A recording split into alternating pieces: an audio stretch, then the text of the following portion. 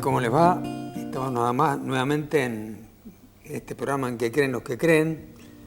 Y la verdad que ya tuvimos una entrevista hace un tiempo con el padre Ramón Morcillo, que es el exorcista de la diócesis. Pero como el tema es realmente tan interesante, lo hemos convocado nuevamente, porque a la gente le interesa mucho ver qué es este tema del mal. Y hoy vamos a hablar concretamente de un aspecto que es los exorcismos. Lo primero, Ramón Morcillo, vos que has hecho y haces alguna vez exorcismos, contanos, ¿qué es? ¿Es todo un ritual el exorcismo? ¿Es todo una ceremonia? Por ejemplo, uno cuando va a misa sabe que la misa tiene un ritual, o un bautismo tiene un ritual. ¿El exorcismo es un rito especial? ¿Es algo concreto así? Sí, el exorcismo como tal es un ritual, es un sacramental que fue renovado por el Papa Juan Pablo II. Ajá. Antes utilizábamos el del Papa León XIII y en latín. Después se renovó y de hecho lo tenemos en latín y en el idioma vernáculo.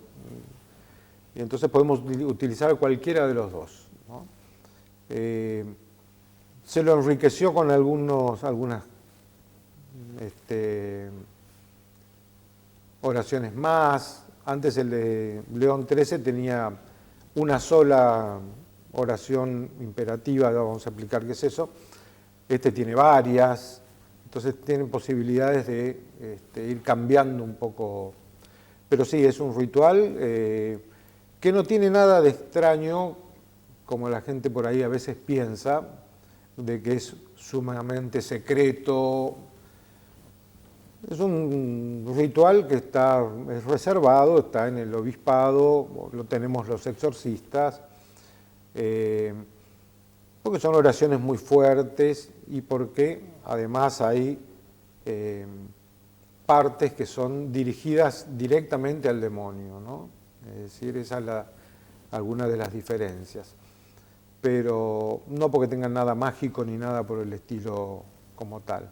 Pero sí, es un ritual y es lo que utilizamos y la Iglesia nos pide que seamos fieles a la utilización del ritual y no agregar ninguna otra cosa en el medio del rito, claro, ni dialogar con el demonio ni nada por el estilo, ¿no? Es decir, suponete, viene una persona a verte y te dice: yo creo que tengo un familiar que está endemoniado.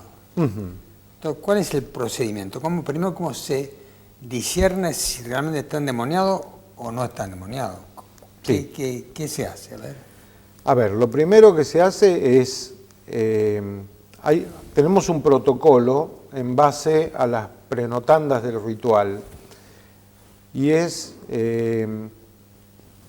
tratar de desechar todo lo que sea humanamente probable, una enfermedad psiquiátrica, una enfermedad psicológica. Entonces, lo primero que se hace es, si la persona está en tratamiento, que nos envíen el psiquiatra un diagnóstico presuntivo, o en el equipo, nosotros tenemos un equipo de laicos dentro del cual hay psiquiatras, psicólogos, y entonces tienen primero una entrevista con ellos. Una vez que el psiquiatra nos dice que no hay elementos para pensar que sea una enfermedad psiquiátrica, recién empezamos a pensar que puede haber algo espiritual, ¿no? Es decir, y entonces tenemos algún tipo de encuentro con los familiares más cercanos, que nos cuenten cómo fue la vida de la persona y cuándo empezó a cambiar, qué pasó en ese momento de su vida, qué es lo que le sucede. Y entonces aparecen una infinidad, que sería muy largo explayar ahora. Personas que entran a un templo y se descomponen, personas que ven un rosario y se enfurecen, personas que no pueden dormir y que tienen sensaciones hasta de violación, lo que llamamos vejación diabólica, es decir, todo un montón de hechos. Síntomas. Síntomas.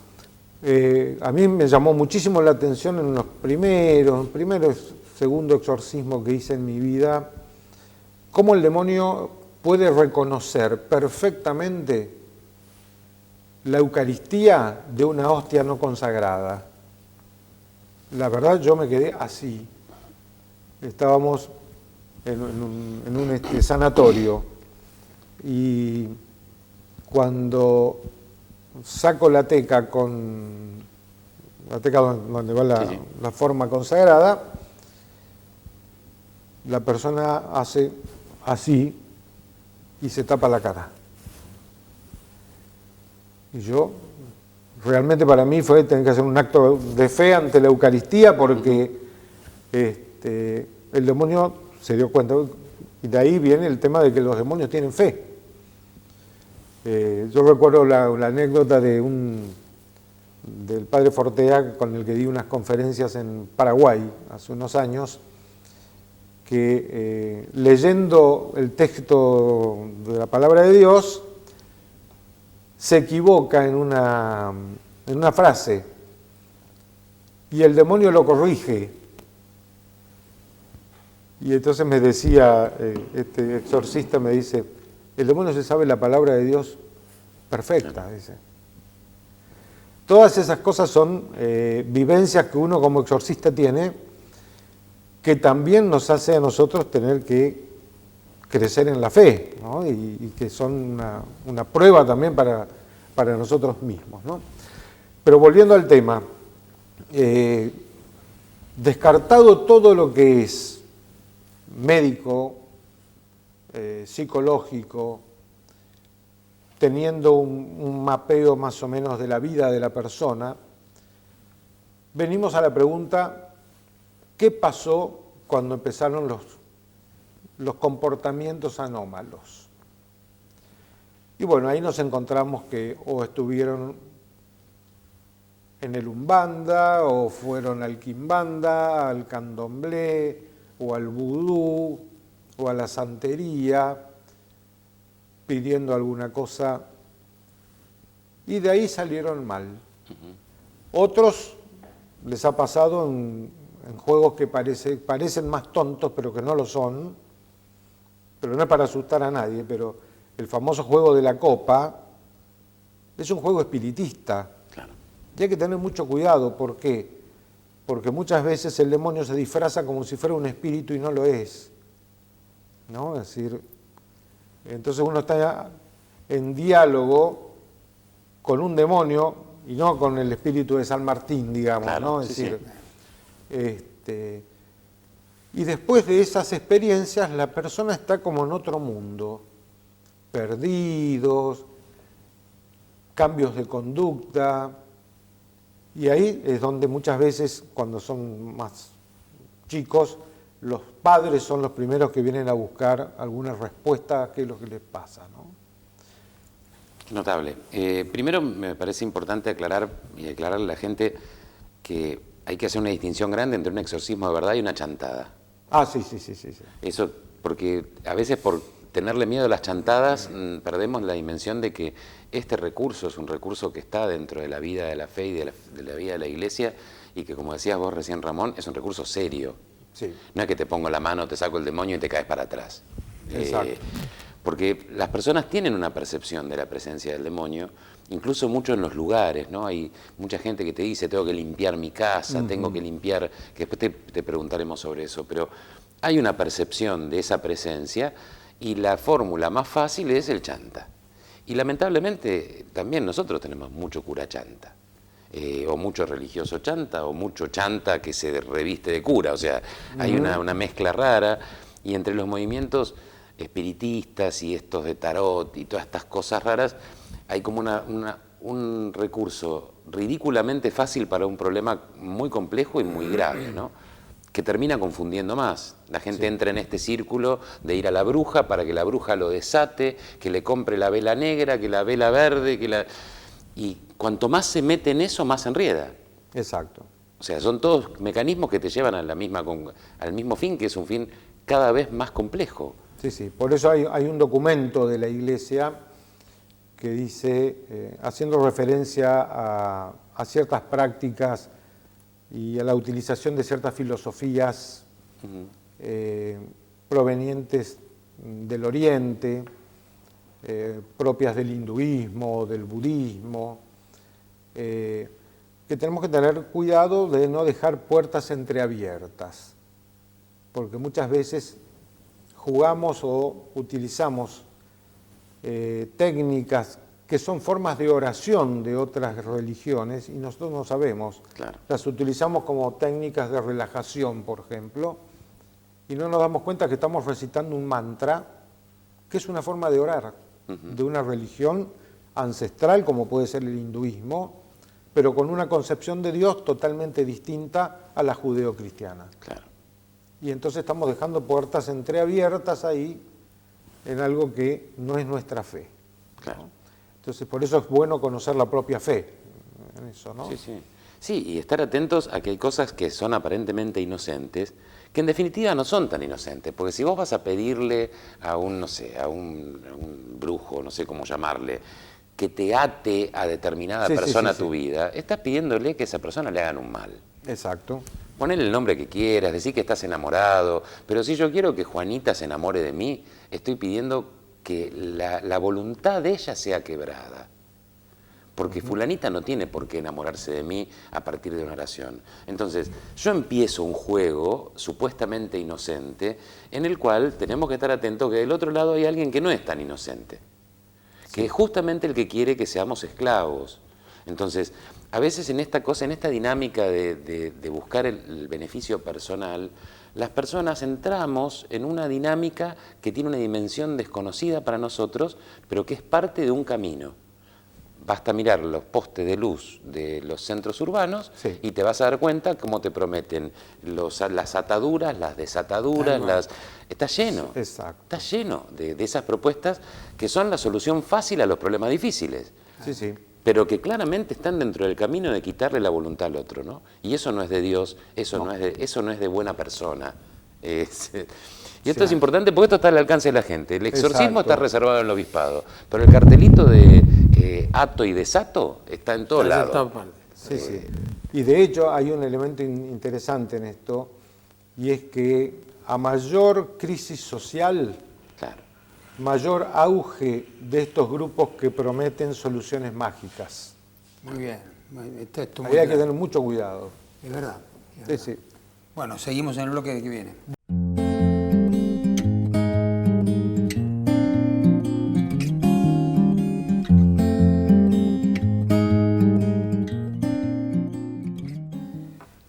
Ramón, vos tuviste la gentileza de invitarme una vez a un exorcismo que estabas haciendo, ¿no? Me acuerdo que me dijiste, no llegues al principio, llega más adelante, vas a encontrar en la mitad del exorcismo.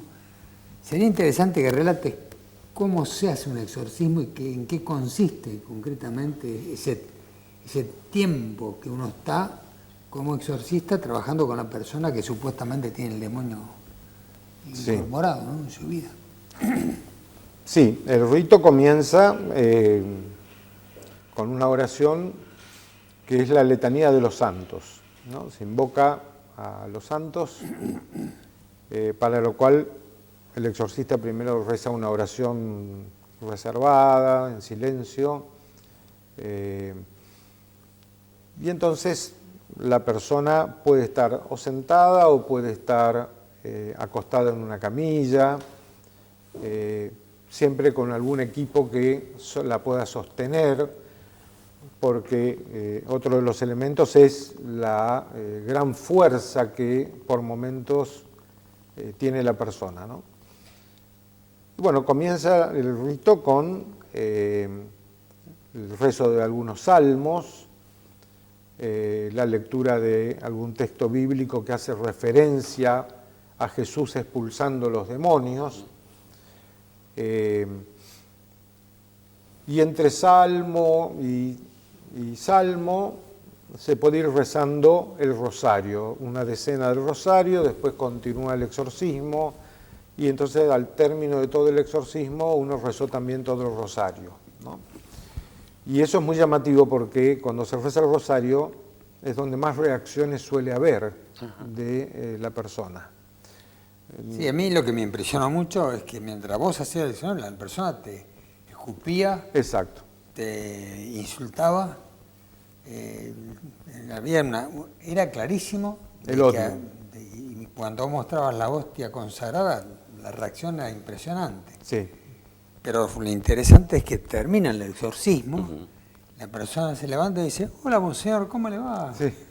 Mirá vos. Yo me quería morir, digo. Sí, sí, sí. Esa persona que estaba insultando a Dios, cuando Exacto. terminó, él empezó a decir, bueno, vamos a estar finalizando, una oración para tranquilizar. La persona, ¿qué tal, monseñor? Usted está acá presente, ¿cómo le va?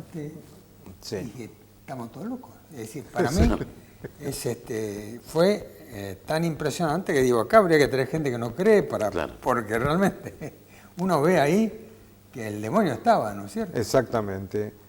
Y de hecho el demonio da muchas señales. Yo recuerdo alguna como por ejemplo hacer una cruz en la frente a la persona o con santo crisma y ver que la cruz se le va cambiando de color y se pone como si fuera que está quemándola a la persona, y eso que es nada más que Sí, que aceite consagrado, Sí, ¿no? Y la persona que se limpia y todo eso y blasfema, es decir, todo eso. Después el odio tremendo a todo lo que es a las imágenes de la Virgen, y en general nos manejamos siempre con una cruz. Ante la cruz la persona trata de esquivar siempre la mirada. Dentro del rito hay un momento en el cual se le pide que mire la cruz, ¿no? La cruz en la cual Cristo venció al mal, ¿no? Y en general siempre No la quiero. esquivan la mirada, ¿no? Alguna vez se le pregunta el nombre y en lugar de decir el nombre de la persona, dice el nombre del demonio con el cual es conocido. Asmodeo, Belial, los distintos nombres de demonios, algunos que aparecen en la Biblia, ¿no? Entonces ya más o menos uno sabe con quién está tratando, ¿no? Y después hay dos oraciones que son muy importantes. La deprecativa se llama, que es una oración que se dirige a Dios pidiendo la liberación de la persona. Y después está la imperativa, en la cual el exorcista impele al demonio. En el nombre de Cristo y por el poder de Cristo decimos, yo te exorcizo, espíritu inmundo, etcétera, etcétera, etcétera. Es decir, nos estamos dirigiendo al demonio. Ahí uno puede ver reacciones de las más diversas, desde violencia. Un día casi me agarraron de la estola, una vuelta así con la estola. Por eso es importante estar con gente que pueda sostener a la persona, ¿no? Y elementos así violentos, formas violentas, risas, muchas burlas, y después se va como calmando. A medida que se van haciendo los exorcismos, uno va notando que va decayendo la violencia del demonio. Ahora, una persona que teóricamente está endemoniada, ¿requiere muchos exorcismos o a veces con una sola vez que se haga el exorcismo alcanza? ¿O tienen que venir como una serie de veces? En general se da en varias veces. Varias veces. Sí. ¿Y la experiencia es que realmente el demonio desaparece? Sí, cuando uno hace 1, 2, 3 exorcismos y no hay ningún tipo de reacción, la persona puede recibir la Eucaristía, puede recitar el Salmo de Acción de Gracias, ahí es como que ya estamos pensando en que la persona fue liberada. Voy a ser medio práctico. ¿Cuesta plata? No, en la iglesia no se cobran nada de los exorcismos. Ahora, Anote. hay mucha gente, y yo conozco algunos, no voy a nombrar por razones éticas, que hasta llegan a cobrar 5.000 pesos para hacer una sesión de exorcismo. Anoten, ustedes anoten. Cosas que tenemos que saber, claro. Cosas que tenemos que no saber. hay que pagar. Claro, porque es algo serio. Entonces, como es Exacto. algo serio, tenemos que tener algunos indicios de cosas que a la gente le traigan. Por un lado, la inquietud que está generando seguramente en casa este programa, porque estamos hablando de algo que no es agradable, pero por otro lado, la tranquilidad de saber que la iglesia está con ellos, ¿sí? Entonces, punto 1, si cuesta plata, no vayas. Que sea verdadero sacerdote. Que sea un también, verdadero sacerdote. que está autorizado por su obispo. Efectivamente, verdadero sacerdote, autorizado por su obispo. Que haga un proceso previo. Exacto. Esto que vos estabas contando. Exacto. No es vení que te exorcizo porque tráemela a la chica que la... No, Sí, no sí, funciona así. Cuarto, ¿qué signos son los que vos dirías, che, frente a esta situación, los más comunes, deben haber N cantidad, pero lo que vos has visto en este tiempo como lo más claro, ¿no? Como eso que decís, mira, me parece que esta persona sí, vamos a empezar el proceso. ¿Qué es lo que vos podrías decir de lo más común? Sí. Personas que por ahí vienen acompañadas de sus familiares, sus padres, por ejemplo, con el caso de cuando son menores, no quieren entrar, por ejemplo, a mi escritorio. Ajá. Ven una imagen de la Virgen, se dan vuelta, se levantan, se quieren ir. Uno empieza a hablar con la persona, cambia la voz, o cuando uno la asperge con agua bendita, cambia la voz y dice, ay que me quemo, por ejemplo. Son todos indicios de que hay algo Perfecto. más que una influencia. Más que una influencia. Exacto. Y en la casa, en la previa, ¿por qué lo traen? Porque en la casa los comportamientos no son los que los padres están acostumbrados a que tenga la persona. Ah, ok. En algún caso, yo por lo menos que escuchaba, la persona en un momento es normal durante todo el día y en un momento X agarra un crucifijo y lo rompe. Sí. O rompe una imagen. Exacto. Y después se eleva y es una persona normal, pero tiene esos raptos, ¿no? Por ejemplo. Y después, por ejemplo, no se acuerdan de que fueron ellos los que lo hicieron. Ah, Claro. ok. Y entonces ahí empiezan a sospechar los padres, acá hay algo extraño.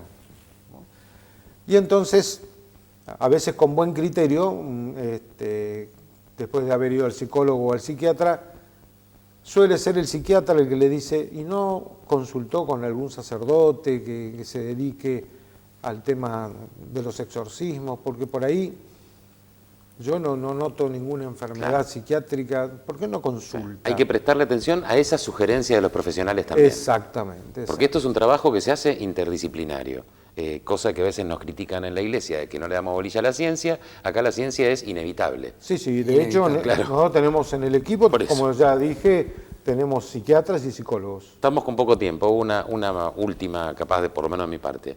¿Las casas se enferman? Las casas se enferman en el sentido de que puede haber presencias.